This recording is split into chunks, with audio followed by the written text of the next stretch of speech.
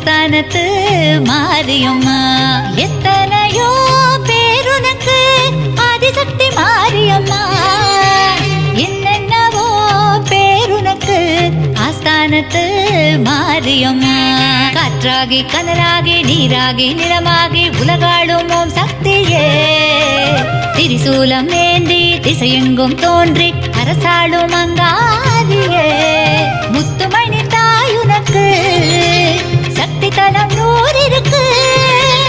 அத்தனையும் காண வந்தோ உந்தன் அருள் வேண்டி ஓடி வந்தோ. சேலம் ஸ்ரீ பக்தி டிவி சேனலை நீங்க மறக்காம லைக் பண்ணிக்கோங்க, ஷேர் பண்ணிக்கோங்க அண்ட் சப்ஸ்கிரைப் பண்ணிக்கோங்க.